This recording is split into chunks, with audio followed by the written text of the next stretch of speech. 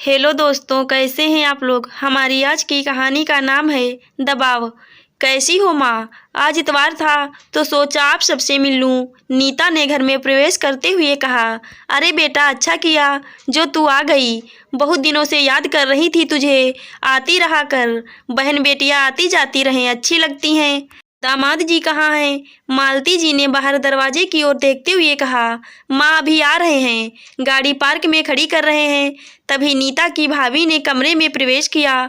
भरी गर्मी में सिर पर पल्लू ओढ़े, हाथों में दर्जन भर चूड़ियाँ, पैरों में भारी पायल पहने भाभी कोमल ने ननद के पैर छुए। तभी दामाद जी भी आ गए। कोमल जल्दी से उनके पैर छूने झुकी तो सिर का पल्लू उतर गया। देखते ही सास जोर से चिल्लाई, शर्म नहीं आती नंदोई के सामने सिर नंगा करके।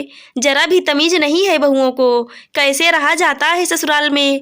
कोमल ने जल्दी से पल्लू संभाला और चुपचाप अंदर चली गई। पूरे कमरे में सन्नाटा छा गया। अपनी माँ का ये बर्ताव देखकर नीता बहुत गुस्सा हुई। ये क्या माँ, आप अभी भी वही पुरानी सोच लेकर बैठी हो। मुझे देखो, मैं भी तो ससुराल से सूट पहनकर आई हूँ, और हाँ, मेरे ससुराल में तो मैं जीन्स भी पहनती हूँ, कोई कुछ नहीं कहता।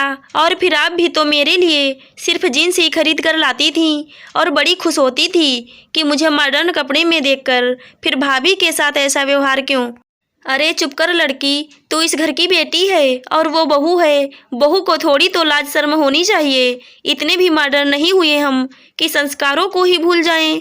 नीता की माँ ने अपनी बहू कोमल की ओर घूरते हुए तंज कसा। पर नीता को अपनी माँ की ये बात बिल्कुल पसंद नहीं आई। वो झट से बोल पड़ी, माँ मैं नहीं मानती तुम्हारे दकियानूसी विचारों को। जरा अपनी आंखें खोलो और मेरे ससुराल वाले से कुछ सीखो। मेरी सास ने कभी भी मुझ पर कोई दबाव नहीं डाला कि मैं उनके अनुसार अपने को बदलूं। मैं उस घर में ऐसे ही रहती हूँ जैसे मेरी ननद रहती है, कोई रोक टोक नहीं। मुझे समझ नहीं आता कि आप मुझसे तो कभी ये नहीं कहती कि अपनी सास को समझाओ कि वो मुझे मॉडर्न कपड़े ना पहनने दे। फिर भाभी का अगर सिर से पल्लू भी हट जाए तो सबके सामने इतनी बेइज्जती करती हो। आखिर ये दोहरी सोच क्यों माँ। भाभी बेटी क्यों नहीं बन सकती हैं। उसे आप क्यों एक बेटी की नज़र से नहीं देख सकती। अपनी बेटी की बात सुनकर मालती जी बहुत शर्मिंदा हुईं। कोमल की आंखें भर आईं। अपनी ननद की बातें सुनकर वो नीता के गले लग गई। आशा करती हूँ दोस्तों आपको हमारी कहानी ज़रूर अच्छी लगी होगी। धन्यवाद।